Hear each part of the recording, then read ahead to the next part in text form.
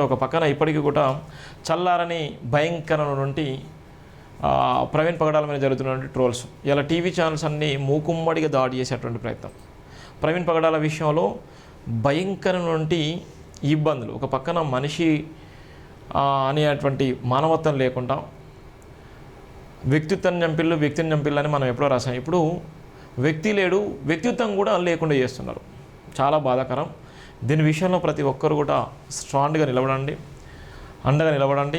క్రైస్తవ సమాజమే కాకుండా మనిషి అనేటువంటి ప్రతి ఒక్కరు కూడా మనం మనుషులము అనేటువంటి మానవతా దృక్పథం ఉన్నటువంటి ప్రతి ఒక్కరు కూడా భారతదేశ వ్యాప్తంగా ప్రపంచవ్యాప్తంగా లైవ్ చేసేటువంటి వాళ్ళందరికీ నేను రిక్వెస్ట్ చేసి చెప్తున్నాను, ఆత్మగౌరవ పోరాటంలో మీ అందరూ అండగా నిలబడండి.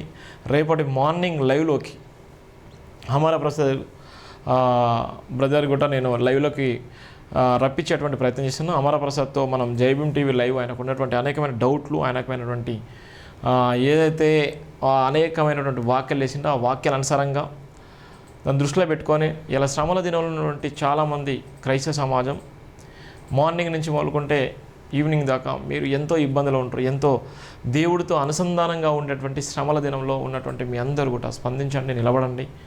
చాలా వరకు నాకు చాలా కాల్స్ వస్తున్నాయి, మీరు లైవ్లో తీసుకున్నాను, నా లైవ్లో తీసుకున్నారని చాలామంది మాట్లాడుతున్నారు. ఇప్పుడు కూడా ప్రపంచవ్యాప్తంగా ఉన్నటువంటి ఈ లైవ్ చూసే మీ అందరికీ కూడా రేపు మార్నింగ్ లైవ్లో తప్పకుండా అమర ప్రసాద్, అలానే రాధా మనోహర్ దాస్, లలిత్ కుమార్ ఉన్నటువంటి శివశక్తి ఛానల్ నడిపించేటువంటి వాళ్ళందరినీ, కరుణాకర్ సుగుణ, ఇంకా మన ఎవరైతే ఉన్నారో బ్రదర్స్ అండ్ పాస్టర్స్ వాళ్ళందరూ కూడా ఒక్కొక్కరిని కూడా మార్నింగ్ లైవ్లోకి పిలిపించి మాట్లాడే ప్రయత్నం చేస్తాను. లైవ్ డైరెక్ట్గా ఇవన్నీ చేసేటువంటి ప్రయత్నం చేస్తాను. తప్పకుండా జైభీం టీవీని మాత్రం సబ్స్క్రైబ్ చేసుకోండి, షేర్ చేయండి, విలువైనటువంటి కామెంట్ చేయండి. మీకు తెలిసినటువంటి సమాచారం విషయంలో తప్పకుండా సమాచారం అయితే అందించండి.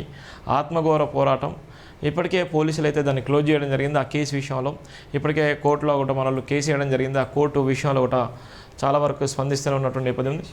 ఈరోజు ఏపీలో ఈరోజు బెంచ్ మీదకి కూడా ప్రవీణ్ పగడాల విషయం కూడా ఇలా బెంచ్ మీదకి వస్తుంది. దాని మీద కూడా ఇలా చర్చ జరుగుతుంది. దానికి సంబంధించినటువంటి మనం లైవ్ని కూడా చూపించేటువంటి ప్రయత్నం చేస్తాను. హైకోర్టులో ఏదైతే ఏపీలో ఇలా బెంచ్ మీదకి వస్తున్నటువంటి పరిస్థితి